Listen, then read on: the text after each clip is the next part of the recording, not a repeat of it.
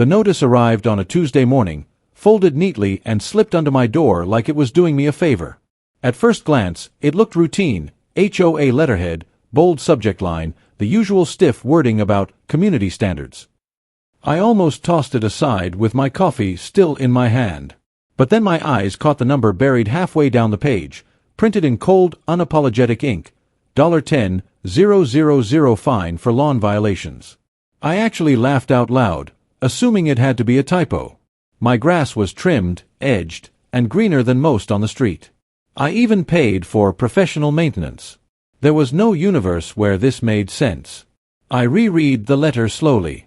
According to the HOA, my lawn had been persistently non-compliant for months: uneven growth, discoloration, and failure to meet aesthetic standards. None of those claims matched reality. Worse, the letter cited multiple violations I'd never been notified about, each carrying escalating penalties. By their math, the fines had quietly stacked up until they reached 5 figures. At the bottom, a cheerful sentence informed me I had 14 days to pay before further action would be taken. No photos. No dates. No explanation. Just a demand. That same afternoon, I walked the neighborhood. I took pictures, not just of my lawn, but of others too. Brown patches, overgrown corners, weeds creeping through sidewalks. Mine looked like it belonged on a brochure. When I called the HOA office, the voicemail redirected me to an email. When I emailed, I got a one-line response: "The board has reviewed your property and determined the fine is valid." No signature. No appeal process. That's when irritation turned into something heavier, because it didn't feel like enforcement. It felt personal. At the next HOA meeting, I finally saw her, the president. Confident posture, practiced smile, eyes that didn't blink much. When I asked about the fine, she didn't look at any paperwork. She didn't ask for clarification. She simply said, "Your lawn has been a problem for a long time." When I asked for evidence, she leaned back and said, "We don't need to provide photos. The board's judgment is sufficient." A few people shifted in their chairs. Someone coughed. No one challenged her. She moved on to the next agenda item like I hadn't spoken. That night, I didn't sleep.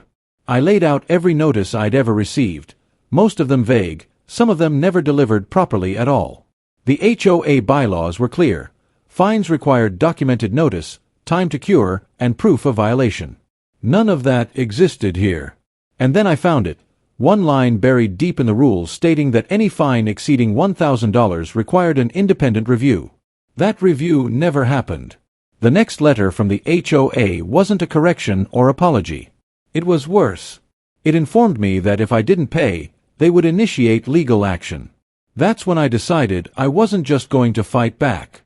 I was going to let a judge see this for himself.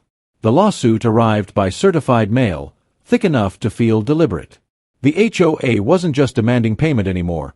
They were accusing me of willful neglect and repeated defiance of community standards. The language was dramatic, almost theatrical, as if they believed enough confident wording could substitute for facts.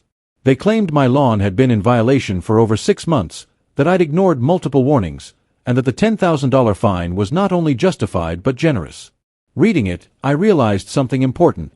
They weren't preparing for a legal fight. They were counting on intimidation to finish the job. I hired an attorney the same week, not because I doubted myself, but because I wanted everything done cleanly. When he reviewed the complaint, he raised an eyebrow almost immediately. "They've attached no evidence," he said, flipping through the pages. "No dated photos. No inspection reports. No proof of delivery for violation notices. Just board statements signed by the HOA president and 2 members who hadn't lived in the neighborhood during the time of the alleged violations." My attorney smiled, but it wasn't the kind of smile you celebrate. It was the kind that means the other side has already made a mistake they don't yet understand. The day of the hearing, the HOA president arrived early, heels clicking confidently against the courthouse floor. She wore a tailored blazer and carried a thin folder. Waving at her attorney like this was a formality. When she saw me, she didn't nod or acknowledge me at all, just whispered something to her lawyer and smirked. It was the look of someone who believed rules existed only for other people. Her attorney, meanwhile, looked uncomfortable, flipping through papers with increasing urgency. That contrast didn't go unnoticed. When the case was called, the judge listened patiently as the HOA's attorney laid out their argument. He spoke smoothly about community order, property values, and homeowner responsibility. He referenced months of documented non-compliance, without once specifying dates or standards. When the judge asked for photographic evidence, the attorney hesitated, then said the board's assessments were sufficient. The judge's pen stopped moving. He looked up slowly and asked, "So there are no photos?" The attorney cleared his throat. "No, Your Honor. The board found them unnecessary." The silence that followed was heavy. Then my attorney stood. He didn't raise his voice or dramatize anything. He simply handed the clerk a packet, photos of my lawn taken across multiple months, time-stamped and geotagged, along with invoices from a licensed landscaping company. He followed it with the HOA bylaws, highlighted where notice requirements were spelled out in plain language. He finished by submitting email records showing my unanswered requests for evidence and appeal. The judge flipped through the documents carefully, pausing longer on each page than the last. Finally, he looked back at the HOA president and asked her a question she clearly wasn't prepared for. Why was an independent review never conducted for a fine this large? She opened her mouth, then closed it. The judge didn't rule that day. Instead, he scheduled a follow-up hearing and ordered the HOA to produce all records related to lawn inspections, notices, and fine calculations within 14 days. As we left the courtroom, the president's confidence was gone, replaced by tight lips and hurried steps. Her attorney didn't speak to her. My attorney leaned over and said quietly, "If they don't have what he asked for, this changes everything." And judging by her expression, she knew it too. The 14 days the judge granted felt less like a deadline and more like a countdown. Word spread quickly through the neighborhood that the HOA had been ordered to turn over its records, and suddenly people who had avoided eye contact for years were stopping me to talk. A few admitted they'd received vague warnings about their own lawns that never came with photos or follow-ups. Others whispered about fines that disappeared as soon as they pushed back. It painted a clear picture. Enforcement wasn't consistent, it was selective. And now, for the first time, someone had forced the board to show its work. 3 days before the deadline, my attorney received a digital packet from the HOA's lawyer. It was thin. Too thin. Inside were a handful of inspection logs with no signatures, no timestamps, and identical language copied word for word across different dates. The photos were worse. They showed patches of grass that could have belonged to any yard in the city. No house numbers, no landmarks, no metadata. One image still had a default camera file name attached, dated after the lawsuit had been filed. My attorney didn't say much at first. He just circled that date in red and leaned back in his chair. At the follow-up hearing, the HOA's attorney looked tired. The confidence from the first appearance was gone, replaced by stiff movements and cautious phrasing. He submitted the packet as the complete record of enforcement actions. The judge reviewed it quietly, page by page, his expression unreadable. Then he asked a simple question: "Can you confirm these photos were taken at the time of the alleged violations?" The attorney hesitated before answering, choosing his words carefully. "To the best of the board's knowledge, yes." The judge nodded, then turned his attention to the file names and dates highlighted by my attorney. When my attorney stood, he didn't attack, he clarified. He explained metadata, how digital photos retain timestamps, and how those timestamps showed the images were created weeks after the fines were imposed. He pointed out identical inspection language across different months and asked how conditions could remain unchanged across seasons. Then he addressed the lack of independent review, citing the exact bylaw section the judge had already flagged. The room was silent except for the faint hum of the air conditioner. Finally, the judge looked directly at the HOA president and asked her to explain the discrepancies herself. She started confidently, insisting the records were accurate to the board's memory. But when pressed about the photo dates, her answers became vague. When asked who conducted the inspections, she named a contractor who had terminated their agreement with the HOA months earlier. That was the moment everything shifted. The judge leaned forward slightly and said, "So to be clear, some of this documentation was created after the fact?" She tried to backtrack, but the damage was done. Her own attorney lowered his eyes, knowing the line had been crossed. The judge ended the hearing with a firm tone. He ordered a temporary stay on all fines, prohibited the HOA from pursuing collections, and scheduled a final hearing to determine whether the board had acted in bad faith. As we stood to leave, I felt the room buzzing with restrained energy. This wasn't just about my lawn anymore. It was about integrity, authority, and whether power could be exercised without accountability. Outside the courthouse, my attorney finally allowed himself a smile. "They didn't just lose credibility," he said. "They handed it to us." By the time the final hearing arrived, the HOA no longer looked like a unified front. Two board members sat several rows behind the president, whispering to each other and avoiding her gaze. One seat at the table was empty. Rumors circulated that a member had resigned quietly the week before. The once confident president appeared strained, her posture rigid, hands clenched tightly around a stack of papers that looked more like a shield than evidence. This wasn't the same board that had walked into court expecting a quick win. This was a group realizing, far too late, that authority without accountability has a cost. The judge opened the hearing with a summary that felt more like an indictment than a recap. He reviewed the lack of proper notice, the missing independent review, and the questionable timing of the documentation. He emphasized that homeowner associations wield significant power, but that power is conditional, bound by their own rules and the law. Then he addressed the issue of bad faith directly, asking the HOA's attorney whether the board believed it had acted honestly and fairly.